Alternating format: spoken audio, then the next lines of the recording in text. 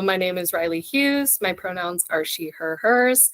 And the title of my summit talk is Empowered Nutrition, Intuitive Eating for Athletes and Active Individuals. If you were to give me just sort of a teaser about your summit topic, without giving it all away, how would you sort of describe it? Yeah, I think I always like to lay a little bit of a foundation. So I'll just talk a little bit, not too much, get people too bored, but talk about like the macronutrients, micronutrients, what those are, just to make sure that everyone's kind of starting from the same page of baseline knowledge. And then really the meat of my talk is talking about intuitive eating and how that fits into fueling for sports or activity, and really just talking about how a flexible and intuitive approach not only benefits performance, but also benefits the whole person, rather than more rigid or restrictive approaches that tend to ignore who we are as humans and often even physically aren't the most beneficial.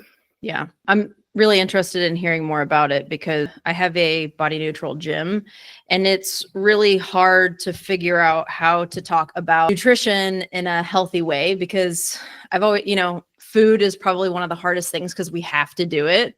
But so, how do we do it without doing it in a harmful way? So I'm really interested to hear more about that boundary and how to communicate with people so that they're staying safe. We do have to educate people on how to fuel their bodies properly so that they're ready for, heavy lifting or a lot of cardio or whatever it is. But so really looking forward to hearing that. What inspired you to sort of become an expert in this topic? Like, how did you get here? Yeah, so I think the start of my journey really started with my own athletic career and interest in improving my performance or optimizing my performance. And being younger than I am now at the time, just fell into a lot of information, period. And a lot of that did lead me down a path with food and exercise that wasn't beneficial for me physically, mentally, emotionally. And so, yeah, like I said, that really started me down this path that has led me to now working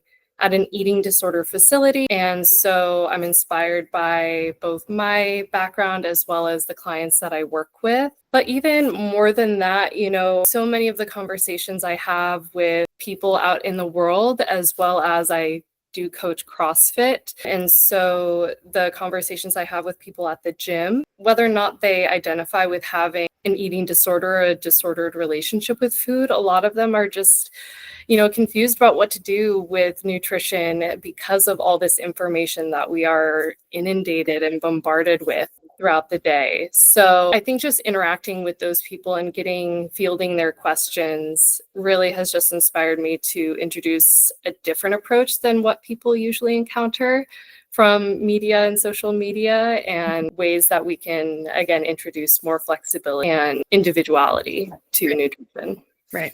And your education is in this too, right? Like you have a doctorate, right? Yes. Yeah. I have a PhD in nutrition, which was more focused on like gut microbiome. And I really was at that point still interested in individual and personalized approaches to nutrition. And the gut microbiome was kind of the angle that I took.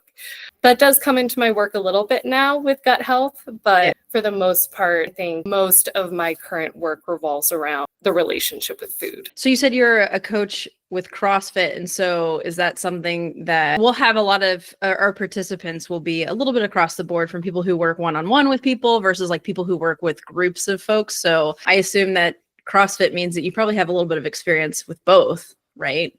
Because it's like CrossFit group experience, really. So I coach groups of people at 2 different gyms actually up in Seattle. And so it is a really rewarding experience to be able to support people to pursue their goals, whatever those are around movement, whether it's getting a muscle up or whether it's just, showing up and moving their body. Goals are so unique within the movement and fitness space. And so I think within this talk, I really want to emphasize that this isn't just for, elite athletes or anything like that. It's really for anyone who moves their body. And I think that applies to most of us. But yeah, absolutely. What do you see as the takeaways for the attendees during your session? Yeah, I think the main takeaway is that I really want people to understand that nutrition doesn't need to and really shouldn't be super rigid or conform to one external model. And when we're trying to push our bodies to the limit or get the most out of our body in sport, there's room for us to be humans, which means having unique and variable needs. It means enjoying and connecting with others over food. And it means being flexible because life is crazy. And sometimes, it's not going to be perfect, and that's okay. Nice. Well, I'm really looking forward to it. It should be a really interesting session, and one that, just like you said, there's a lot of information out there. And so it'll be really nice to get a safe and educated perspective, I think, on how to approach this with our clients. And, I hope that people get some great information out of my talk. Obviously, I can't cover everything, but I think that also just speaks to nutrition as a whole in terms of there's a lot more questions than answers, at least when we're talking about the individual. And that can be really frustrating and annoying, but it is just kind of the way of things. Bodies are test tubes. So we kind of just need to sometimes try things out and see what sticks and see what works for us. Cool. Awesome. Well, thanks for taking the time to share this. And I'm really looking forward to hearing your session in full. Likewise, looking forward to hearing everyone else's sessions and just participating in the whole environment and culture of the conference.